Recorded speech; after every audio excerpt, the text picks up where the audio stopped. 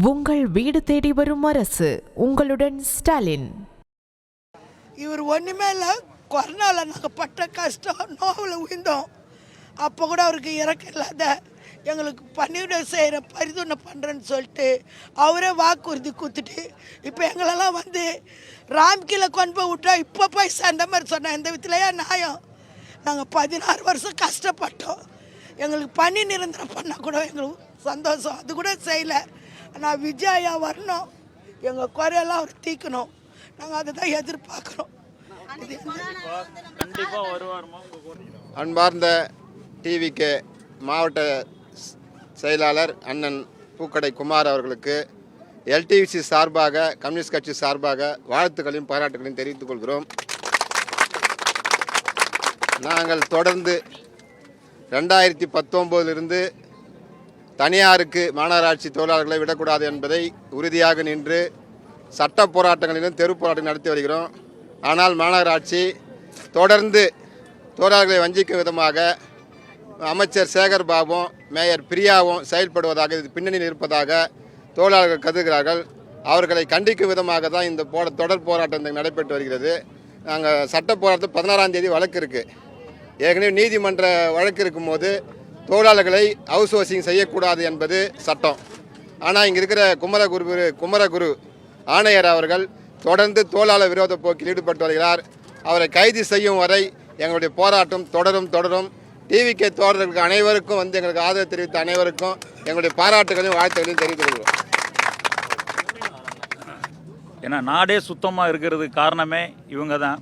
ஏன்னா ஒவ்வொரு கொரோனாவிலையும் சரி, நம்ம அந்த வரதா புயலையும் சரி, அவ்வளோ குப்பைகளை அள்ளி, ஏன்னா சொந்தக்காரங்களே இந்த கொரோனாவில் ஒரு வீட்டு பார்க்க மாட்டாங்க. ஆனால் அதையும் அந்த உயிரை பொருட்படுத்தாமல் நம்ம மக்களுக்கோசம் ஒவ்வொரு வீடாக இருந்து சுத்தம் பண்ணி செஞ்சவங்க. 2021 இதே டிஎம்கே ஆட்சி இவங்ககிட்ட ஓட்டு கேட்குறப்ப கண்டிப்பாக உங்களுக்கு பண்ணிட்டு இருந்துறாங்க, பண்ணி கொடுக்குறதா ஓட்டு கேட்டாங்க. அப்போ எதிர்கட்சியாக இருந்தாங்க. அதே போல் அங்கே நம்ம 2021 சட்டசபை தேர்தலில் இவங்களுக்கு நியமனம் பண்ணுன்னு சொல்லி தான் அவங்க ஓட்டே வாங்கினாங்க. இவ்வளோ மக்கள்கிட்ட ஓட்டை வாங்கிட்டு இன்றைக்கி இவங்களை தனியாருக்கு அனுப்புறது இது நியாயமா? இது ரொம்ப தவறான விஷயங்கள். டிஎம்கேவை நாங்கள் தமிழக வெற்றி கழகம் சார்பாக கண்டிக்கிறோம்.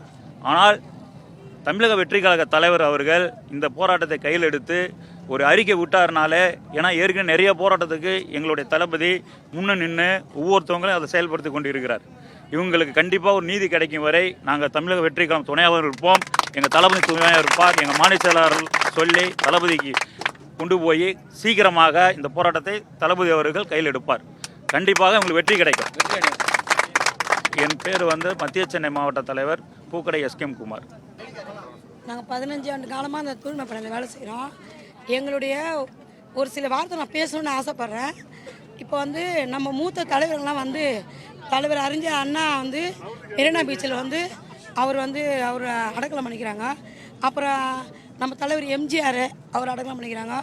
இப்போ முதல்வர் அவங்க அப்பாவுடைய மூத்த தலைவர் அவரும் கருணாநிதி அடக்கலம் பண்ணிக்கிறாங்க. போராடி இப்போ அவங்க அப்பா வாங்க தான் பொதிக்கணும்னு சொல்லி போராடி வாங்கினார். நாங்கள் தூய்மை பண்ண தாழ்த்தப்பட்ட பெண்கள், நாங்கள் எங்கள் வேலைக்கோசம் நாங்கள் போராடக்கூடாதா?